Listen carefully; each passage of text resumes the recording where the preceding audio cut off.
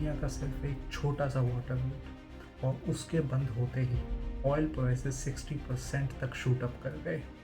पर शौक ये है, ऑयल सप्लाई सिर्फ 8% ही कम हुई थी। तो सवाल ये आता है कि आखिर ये प्राइसेस इतने ज़्यादा क्यों बढ़े और क्या सच में वर्ल्ड इकोनॉमी डेंजर में है। आज मैं आपको सिंपल लैंग्वेज में समझाऊंगा स्ट्रेट ऑफ हॉर्मुज का रियल गेम है क्या। पहले पार्ट में हम समझेंगे कि ये स्ट्रेट ऑफ हॉर्मुज इतना इम्पोर्टेंट है क्यों। क्योंकि मैं आपको सिंपल लैंग्वेज में समझाता हूँ, ये एक नैरो सी रूट है जहाँ से 20% वर्ल्ड का ऑयल पास होता है। मतलब अगर ये बंद तो दुनिया का फ्यूल सिस्टम हिल सकता है। और जब ईरान ने इसे ब्लॉक करने की वार्निंग दी, शिप्स पे अटैक्स हुए, मिसाइल्स यूज़ हुई, तो पूरा ग्लोबल मार्केट पैनिक मोड में आ गया। अब बात करते हैं इसका रियल इम्पैक्ट क्या पड़ा। क्योंकि अगर लॉजिकली सोचो, अगर 20% ऑयल का रूट बंद हो जाए तो सप्लाई कोलैप्स हो जानी चाहिए, राइट। पर रियलिटी क्या थी?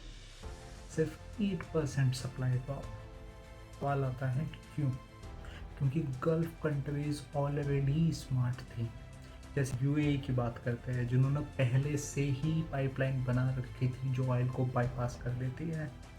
सेकंड बात करते हैं हम सऊदी अरेबिया की, जिनके पास रेड सी रूट ऑलरेडी है। फिर आते हैं थर्ड ईरान पे, जिन्होंने भी बैकअप एक्सपोर्ट पोर्ट रेडी रखा था। मतलब फिर भी प्राइसेस आसमान छू गए। अब आता हूँ तीसरे पार्ट पे, जो कि है प्राइस स्पाइक। यह आता है रियल कॉन्सेप्ट, यानी डिमांड और सप्लाई का गेम। और इसे कहते हैं price elasticity of demand. Simple language में समझाता हूँ, प्राइस बढ़ने पे लोग कितना कंजप्शन कम करते हैं। मान लो सीरियल महंगा हो जाए तो तुम दूसरा ब्रांड यूज़ कर लोगे, पर ऑयल के केस में ऐसा नहीं है, कोई ऑप्शन नहीं है। क्योंकि आप गाड़ी चलाना बंद नहीं करेंगे, ऑफिस जाना बंद नहीं करेंगे। इसीलिए ऑयल इज़ हाईली इनइलास्टिक।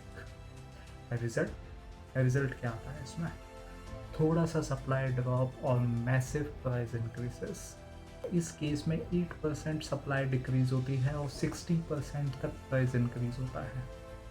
अब यहाँ पे एक और एंगल है, जो कि है ट्रेडर्स का गेम। क्योंकि मार्केट सिर्फ रियलिटी पे नहीं चलती, वो परसेप्शन पे भी चलती है। यहाँ एंट्री होती है कॉमोडिटी ट्रेडर्स की। करते क्या है, ये सिंपली फ्यूचर प्रोडिक्ट करके आज ही ऑयल खरीद लेते हैं। जब वॉर स्टार्ट हुआ, लोगों को लगा सिचुएशन बिगड़ने वाली है, तो ट्रेडर्स ने क्या किया, ट्रेडर्स ने ऑयल स्टोर करना स्टार्ट कर दिया। सप्लाई और कम होने लगी, जिससे प्राइसेस और ऊपर बढ़ गए। एक तरह से मार्केट खुद ही अपने आप को पुश करता रहा। बात करते हैं इंश्योरेंस शॉक, यानी कि यहाँ पे एक और ट्विस्ट है।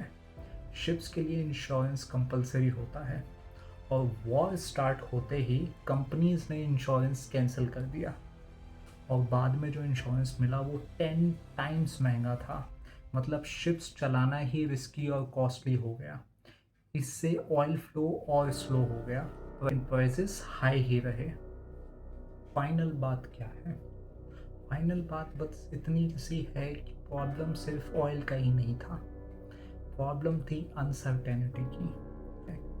अब दुनिया को पता चल गया है कि एक छोटा सा रीज़न पूरी इकोनॉमी हिला सकता है, और जब तक ये रिस्क रहेगा, ऑयल प्राइसेस हाई रहने के चांसेस भी रहेंगे।